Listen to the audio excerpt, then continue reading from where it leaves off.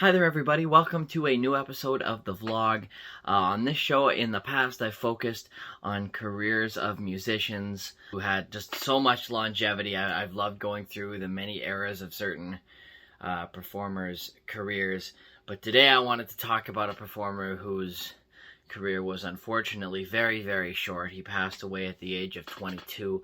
Of course, the legendary Mr. Buddy Holly, who passed away on the infamous day the music died. But today I want to focus on his life. Buddy Holly is somebody I think about a lot in terms of, we always hear about the 27 Club, and we always think about what would have happened if some of those artists, Janis Joplin, Jimi Hendrix, and the like, what maybe they would have done had they lived a little bit longer. But Buddy Holly, for me, he was doing such inventive stuff in the early days of rock and roll that, I always wonder just what would his career have been had he been around just a little bit longer. Buddy Holly was born on September 7th, 1936 in Lubbock, Texas, to a musical family, so there was always music in his childhood growing up, and he was only 16 when he made his television debut. I don't think any footage of that exists, but I wish it did, to see what Buddy Holly looked like in 1952, or what his music would have sounded like. I know he wasn't doing rock and roll quite yet, but in any case, he really wanted to be a musician from that young age. He was performing, and in 1955, Buddy Holly is only 18, 19, he turns 19 in 1955, but that year, he did a few shows opening up for Elvis Presley. Now, this is 1955, so this would have been Sun Records Elvis Presley before he ever signed with RCA in his early days. And of course, Buddy Holly was majorly influenced by seeing him live on stage. Far from the only one majorly influenced by Elvis Presley, of course, but apparently it was those gigs, seeing a young Elvis Presley on stage, that made him really want to devote his life to rock and roll. Throughout that year, in 1955, he opened for lots of the early rock and rollers, including performing a couple of shows, or at least one, opening up for Bill Haley and his Comets. And it was through this consistent gigging and opening for larger artists that word spread about him, and he was able to sign a recording deal with Decca Records in early 1956. His original producer was Owen Bradley, who had produced lots of artists, including Patsy Cline and many more. And his early sections for Decca didn't go that well. I believe he recorded 2 singles before he was eventually dropped from that label. Neither of the singles sold that well. Buddy Holly was pretty upset about that because part of the stipulation with him getting dropped by Decca Records was that should he sign another record deal, he would not be allowed to re-record any of the songs that he would record on Decca for the next 5 years. Decca would own the rights to those songs, so that was pretty upsetting for him, but he decided to press on. So he did something that I think is really cool. He would take a look at some of the records he liked, like Buddy Knox's song Party Doll, or Jimmy Bowen's I'm Sticking With You, and he would look at the liner notes. And on both of those tracks he saw produced by Norman Petty. So he found out how to contact Norman Petty, who liked this stuff and decided to sign on as producer. And they recorded a demo of a song called That'll Be the Day. They sent this record to a few record labels, including Brunswick Records. Brunswick decided to sign him. But here's a problem. That'll Be the Day was one of the songs that he had previously recorded in the original Decca sessions, and would thus not be able to use it. However, Norman Petty had this great idea. It's fine, we just won't credit it to you as Buddy Holly. We'll come up with a different name. So they decided to go with a group name, and that's the origin of the name The Crickets. Was just they needed something to call that record. And this is funny, I didn't know this story beforehand. After going through all that work to make sure that they didn't get in trouble for using that song, they kind of found out, wait a second, Brunswick is actually a subsidiary of Decca, so technically they would have been okay with it. So they found out they could record whatever songs they wanted using Buddy Holly's name anyway, and they came up with this interesting release strategy. They elected to record a whole bunch of tracks, some of them under the Crickets name, some of them under just Buddy Holly's name, and they decided to issue the Crickets albums on Brunswick, and the Buddy Holly albums on Coral, which are both different Decca subsidiaries. Again, it's all mostly the same thing, but they sort of had his records out under two different names, which I guess they felt allowed them to release twice as much music. I don't know how that works, but he had sort of two ongoing careers at the same time.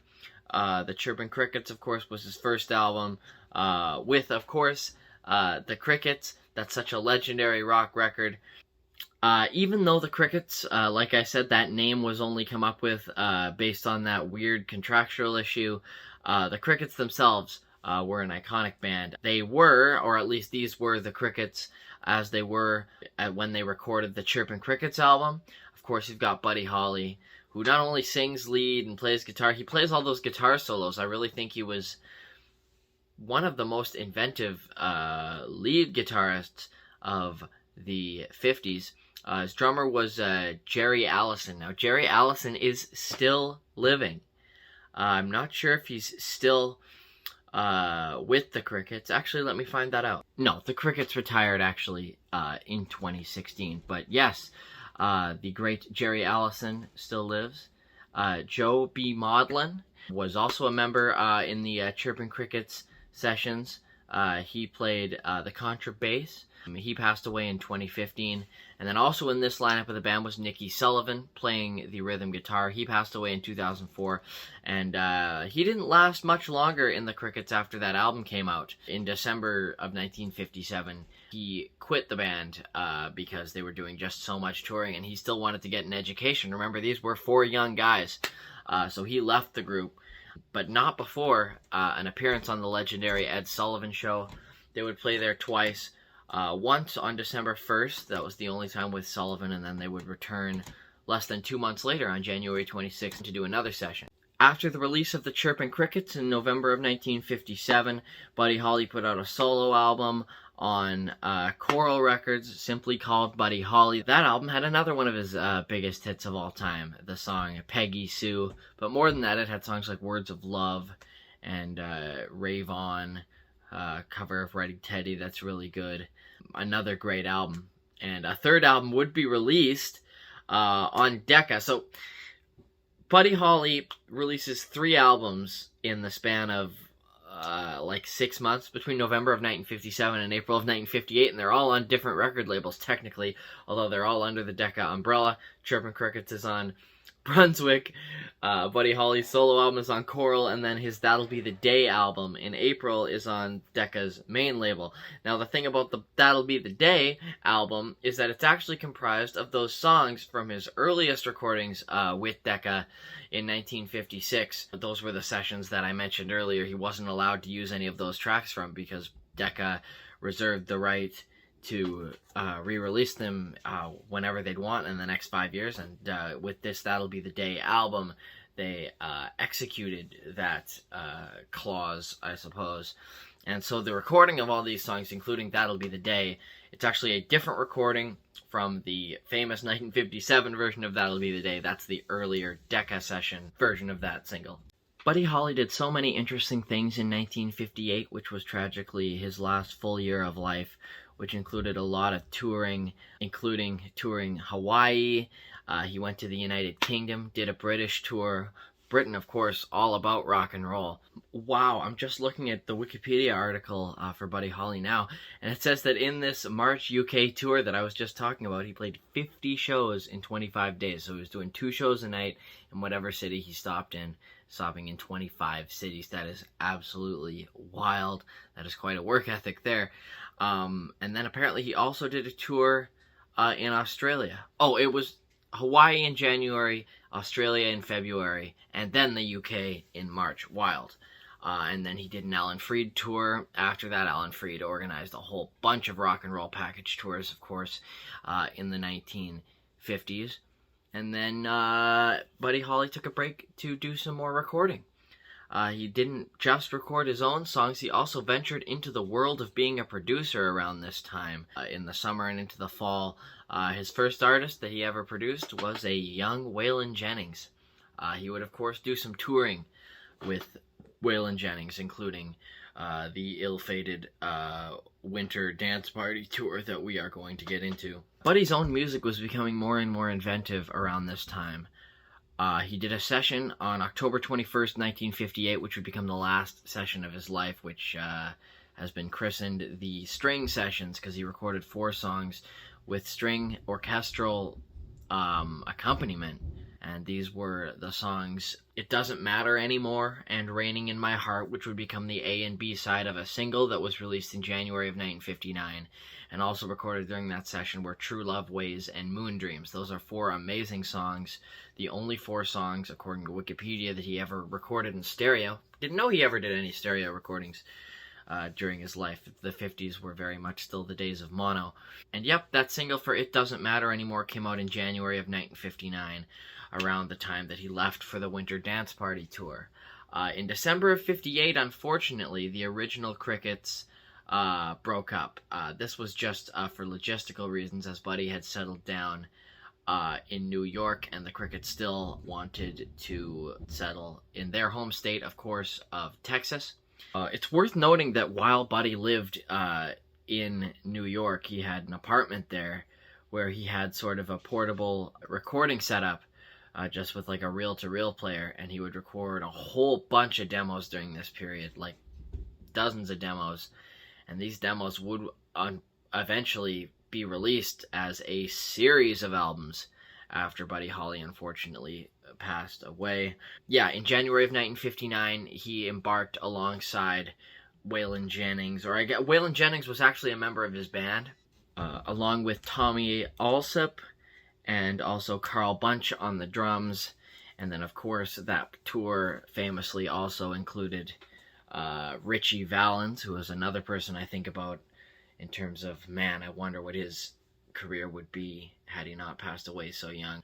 Of course, one of the earliest Latino rock and roll music stars, only had the one hit with La Bamba before he unfortunately passed away, and he wasn't even 20. And then, of course, they were with the DJ turned pop star, JP the Big Bopper Richardson, who, of course, had sort of a one-hit wonder with the great Chantilly Lace. As a musician from Canada, I know this all too well. It is very difficult to tour in the winter, especially in 1959, I would imagine. They were touring by bus, but that bus was consistently freezing up and having trouble, and it was having particular troubles after February 2nd performance on that tour in Clear Lake, Iowa. It was at, of course, the famous Surf Ballroom, which is still there. I would love to visit that place one day.